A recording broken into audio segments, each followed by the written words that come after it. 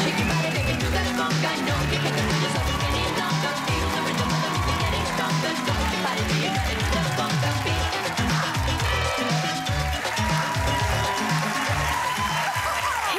Built the Grammy-winning Miami sound machine behind his wife, Gloria Estefan, and went on to create an entertainment and real estate empire. And in his new book, The Rhythm of Success, Emilio Estefan shares his amazing story of an immigrant who produced his own American dream.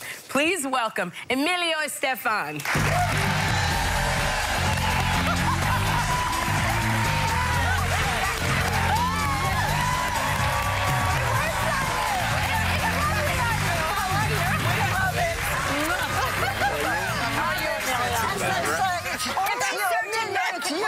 You pulled that off so beautifully, Emilio. Let me tell you, between talking about the skirt, the G spot, I prefer to talk about the skirt. So, you know, I was going to be the first man to talk about that, and, you know, I said, might as well talk to the skirt. You are a fashion icon. But you see how come to, they are like this the whole show.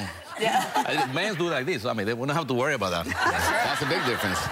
We love you. You do look like a priest. Joyce says you look like a priest. Yeah, that's all I need now. I feel like we got to confess.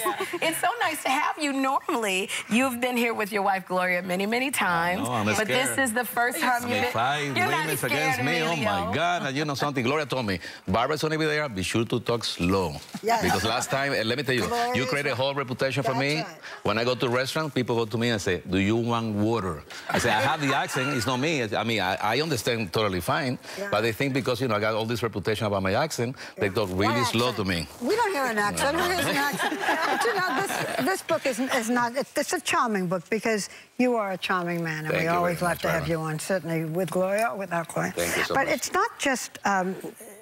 it's not just a book about your career. It's really a love letter to America because you came to the United States.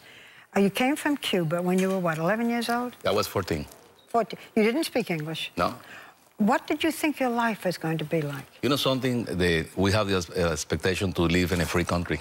And that's what we all look for. I mean, a lot of the immigrants, especially from Cuba, we was looking for freedom. And, you know, I knew coming to America was the best thing that can happen to me and my family. You learned early on the difference between being motivated and being inspired. Can you share that with everybody? It's a big difference because I think life, you know, my life could be so negative in my whole life because, you know, I left my mom when I was 14. I spent 8 years without my family. I was almost homeless in Spain. And when I came we have to say you went from Cuba to Spain and you had to leave. You went with your father? With my father. Yeah. And, you know, all of a sudden, you know, we became almost homeless. And, you know, I could be very angry about it. I convert everything positive. I say, I want to be inspired. I want to inspire a lot of people. I want to inspire a lot of minorities, especially immigrants, that, you know, that they come to this country and they have a lot of things to offer. At the same time, they have a lot of things to pay back to this country. So I think, you know, this book definitely will tell you a lot of elements about how to make a new business, how to be creative, how, you know, not complain, and you also we take life for granted, you know, and freedom, and I think this is a great thing, and this book you will find. How much of success do you think has to do with luck, do you think?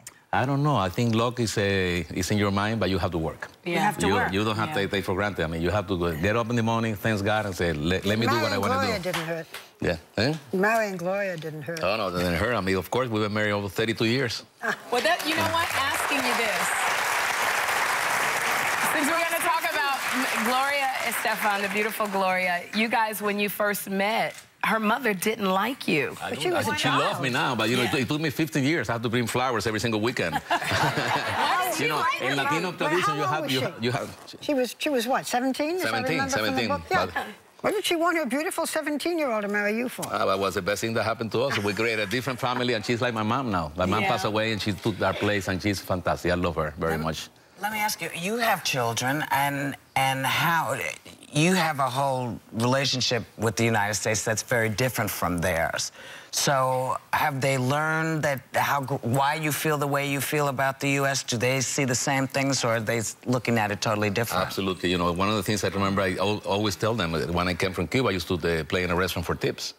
And whenever we're in a restaurant, I see musicians come to the table, say, stop eating and pay attention to the musician. But I used to do that many years ago.